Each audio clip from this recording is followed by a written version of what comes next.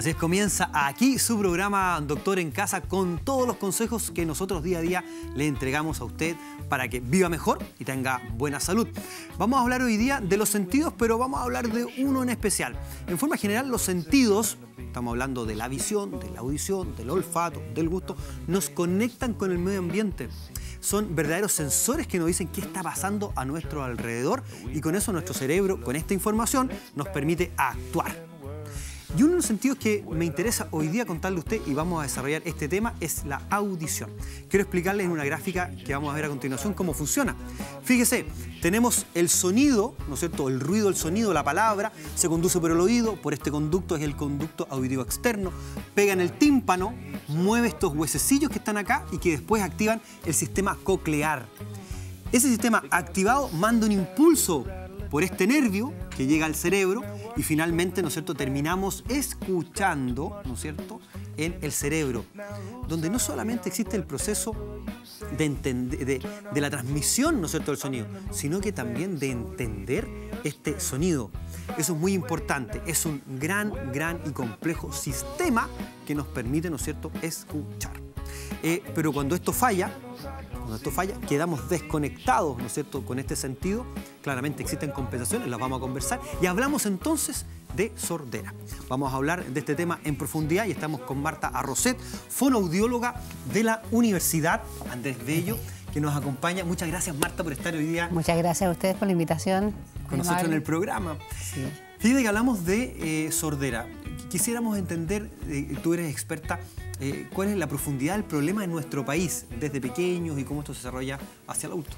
Bien, en Chile nosotros tenemos una tasa más o menos del 1 por 1000 de niños que nacen con sordera. Correcto. En el Ministerio de Salud, de hecho en el año 2005, se creó, ¿no es cierto?, un programa GES, que para todo niño que nace sordo, pero prematuro extremo, ¿ya?, teníamos nosotros la protección de hacerle todo el estudio de la evaluación, de colocarle el audífono durante 6 meses y dependiendo de cómo reaccionaba el niño, si realmente había una retroalimentación auditiva que le permitiera desarrollar el lenguaje, podía continuar con el audífono, pero si el audífono no le era suficiente, ahora, ¿no es cierto?, se está planteando la posibilidad de un implante coclear, que es, ¿no es cierto?, ya lo último en invención en cuanto a poder darle potencia a ese oído y que realmente el niño logre desarrollar el lenguaje dentro de los 3 primeros años de vida, porque realmente tiene una gama mucho más amplia de frecuencia.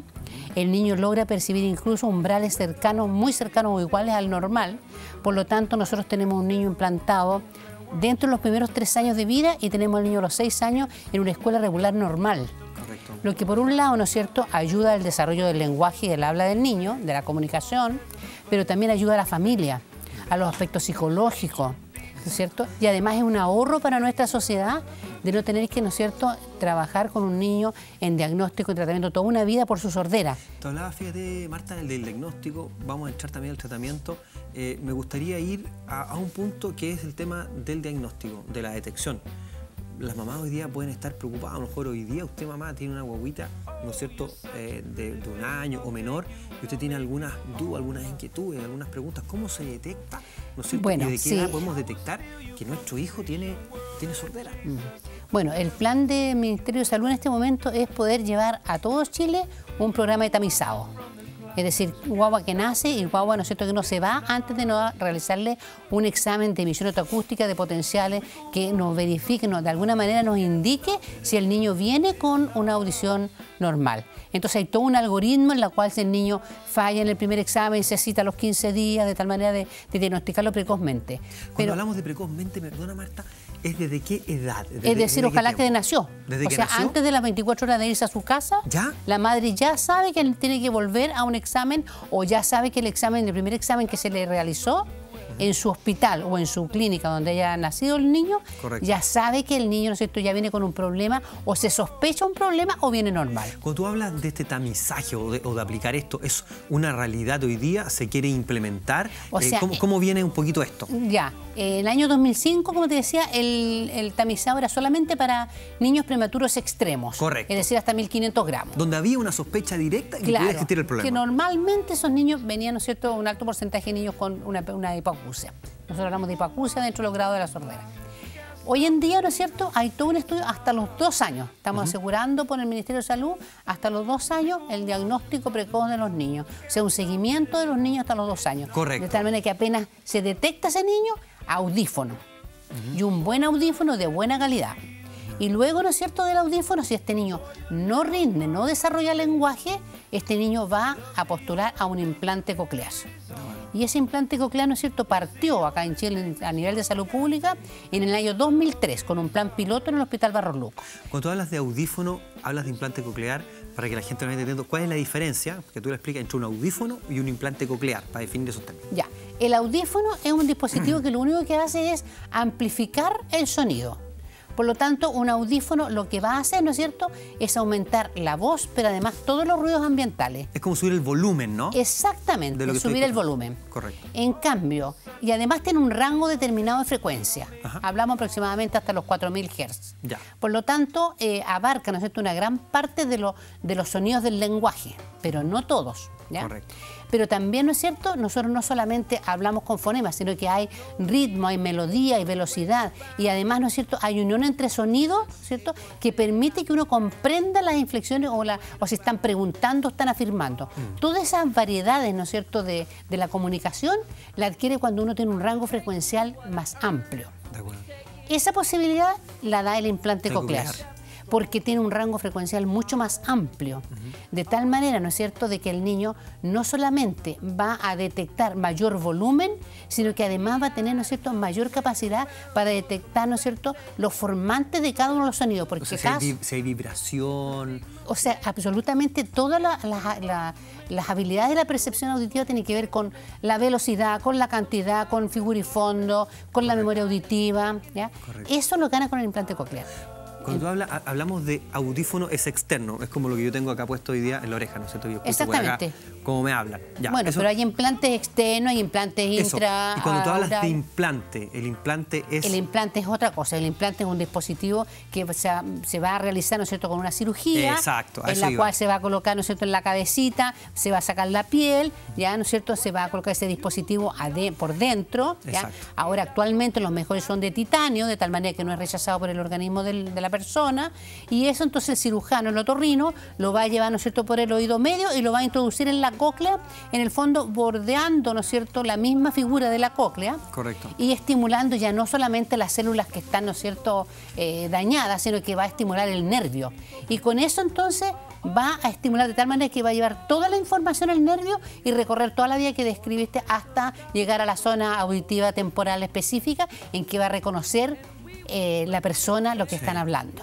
Por eso es que hablamos siempre de que el implante coclear es indispensable en los primeros 3 años de vida, porque todo niño que no recibe estimulación hasta los 3 años y medio, 4 años, difícilmente adquiera niveles del lenguaje, ya sea lexical o morfosintáctico, después de esa edad, igual que un normal. Y claro, y acá la importancia del lenguaje es, yo necesito, ¿no es cierto?, tener mi Es la receptor, clave, es o sea, escuchar, para escuchar lo que me dicen, contestar, pero también para escuchar, para hablar, para modular. Para claro, modular. claro. Hablan un poquito, Marta, de eso, que es tan Ya. importante, porque mucha gente dice, ah, claro, es sordo, pero bueno, pero ¿por qué no puede hablar siendo sordo? Esa conexión para que la gente en la casa la entienda perfecto. Bueno, cuando nosotros hablamos, ¿ya?, primero tengo que saber yo que tengo que tener un cárdex. El niño tiene Claro. que saber, ¿no es cierto?, qué va a hablar, porque no Exacto. llegaría a hablar. Hay que formar un cárdex. Y ese cárdex, fundamentalmente en el ser humano, está dado por la audición. Recibe el bebé de que nace, Claro. hasta que tiene, ¿no es cierto?, un cárdex determinado que llama mamá o papá, o no, empieza a nominar los elementos del medio ambiente. Claro.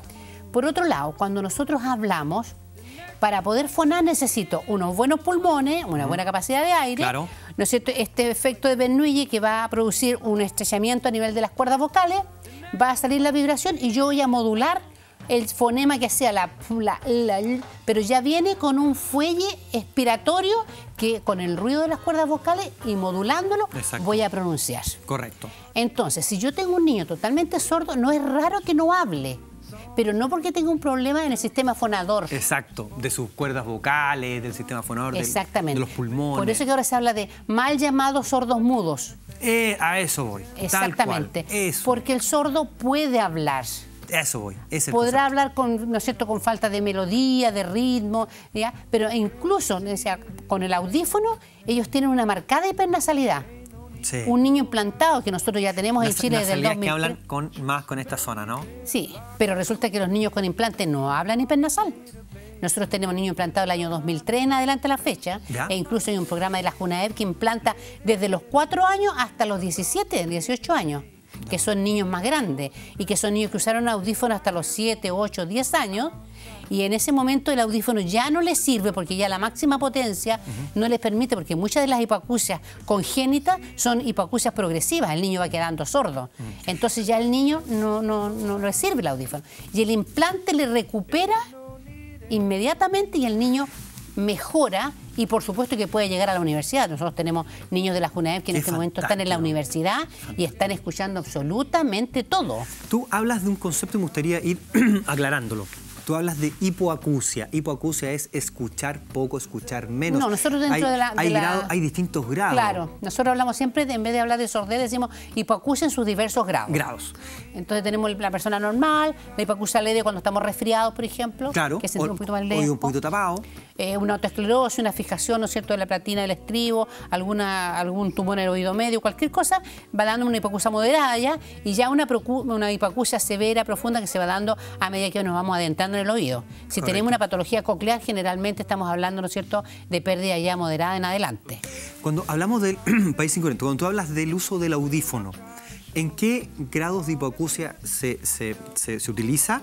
Y el implante coclear está reservado para los fallos de alguna y para hipoacusia severa. Cuéntanos un poquito, ¿dónde ocupamos cada uno? Son diferentes. El audífono es colocado, por ejemplo, el Ministerio de Salud tiene un programa del adulto mayor. Ya.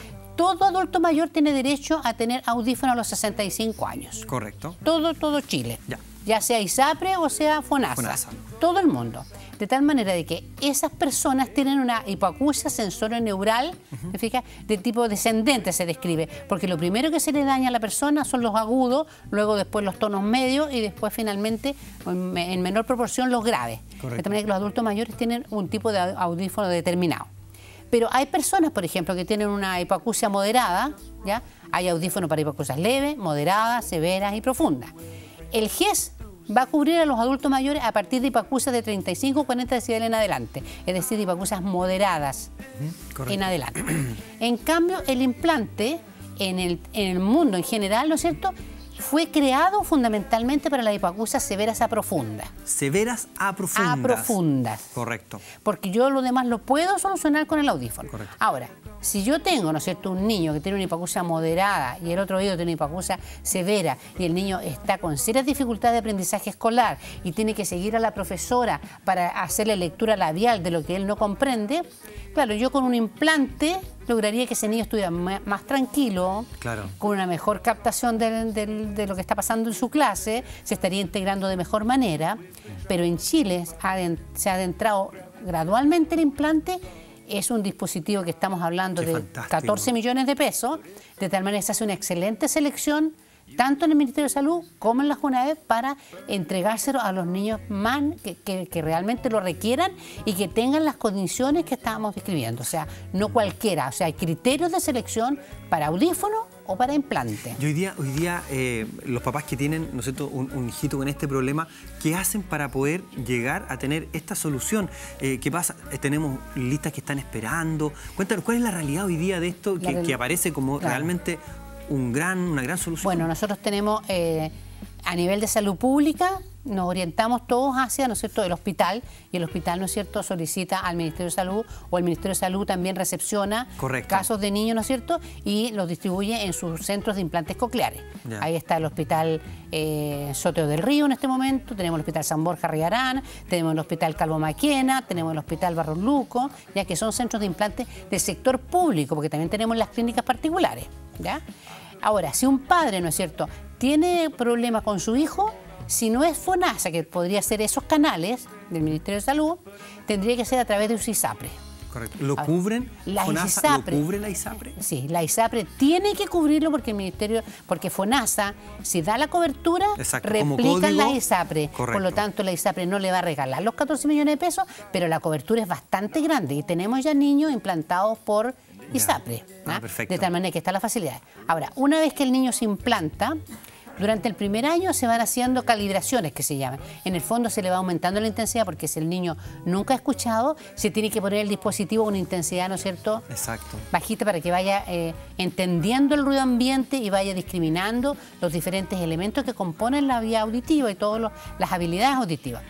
Y se va entonces aumentando hasta que prácticamente al año y medio el niño llega a niveles de audición. Si uno toma un audiograma, igual o idéntico a un niño normal. Qué maravilla. Fíjate, y acá la importancia de estos dos grupos etarios que tú señalabas recién. Adultos mayores, ¿no es cierto?, que generalmente por distintos problemas, que yo creo que es materia de incluso otro programa donde podemos revisarlo, muchos de ellos por problemas degenerativos van perdiendo esta audición donde el audífono los compensa y permitan que tengan una buena calidad de vida. Pero son personas que hoy día tienen su lenguaje, tienen todo un... Sí. ¿no es cierto? Pero hoy en día en Europa, en Estados Unidos, los adultos mayores se implantan. Así es que ellos, si ellos han ido perdiendo la audición y han recurrido al audífono como primera instancia y ya realmente el audífono tampoco también también dan implante y recuperan inmediatamente. O sea, es algo realmente extraordinario, porque se implanta, al mes siguiente se hace el encendido y el paciente, el momento mismo que se lo enciende, escucha la voz de su esposa, de sus hijos y empieza a discriminar. En 2 semanas va disminuyendo un tipo de ruido que viene siendo como la adaptación al sonido, y el paciente empieza a tener una interacción igual que cuando era normal. Marta, ¿tenemos experiencia en Chile de eso? Sí, por supuesto. Nosotros en Chile, hace poquito tiempo, en un congreso presenté a varios pacientes adultos mayores, porque justamente era del adulto mayor. Y resulta de que ahí invité a 3 adultos mayores que me colaboraran para mostrar lo que está pasando en Chile, porque la gente no sabe qué pasa esto. Y realmente fueron muy colaboradores y bueno, ellos estaban... fascinados porque habían vuelto a la vida. Ellos pueden volver a trabajar, pueden hacer una vida los fines de semana en su casa, pueden ir a escuchar música, un concierto, entonces realmente es una maravilla. Ahora, cuando nosotros, y hay que hacer harto hincapié, si el niño tiene 7, 8, 10 años y nunca ha escuchado, que no sueñe en el implante. El implante coclear no está indicado para personas que ya no adquirieron un Cardex en los primeros 3 años y medio, 4 años. Cardex, todo de archivo. O sea, el archivo, o sea, es lo más fundamental. Construir ese por archivo. Eso que el niño al tiro hay que ponerle audífono para que empiece a percibir y a captar los sonidos del medio ambiente. Si el niño no desarrolla, se han visto en artículos de investigaciones muy interesantes en que se ha observado que si el área auditiva 41-42, ¿no es cierto?, en nuestro cerebro, si no se estimula en ese periodo, se extingue y esa zona empieza a ocupar otras aferencias de otras, claro, tanto perceptivas, ¿no es cierto?, como de otras aferencias de nuestro organismo. Entonces, la onda que llega se pasea por el cerebro y se ve los trabajos cómo han demostrado que no tiene dónde llegar, dónde anidarse para interpretar lo que está llegando. O sea, perdió ese espacio en este Cardex o archivo que tú también señalas. Exactamente, entonces tenemos niños implantados a los 10 años, 12 años, porque las madres recurren a cuantos especialistas, a todos los hospitales, que por favor. La verdad es que no hay cómo decirle y conformarlas, que desgraciadamente todos los dispositivos están para un tipo de hipoacusia. Se han implantado niños, el resultado es 0.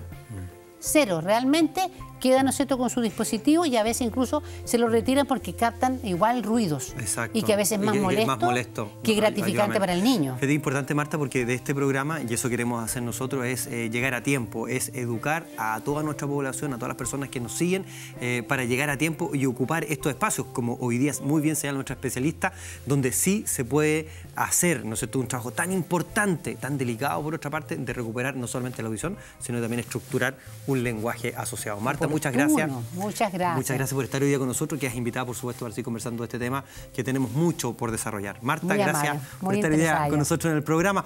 Vamos a hacer una pequeña pausa, sí, nos vamos a un pequeño corte y volvemos con más interesantes consejos en Doctor en Casa.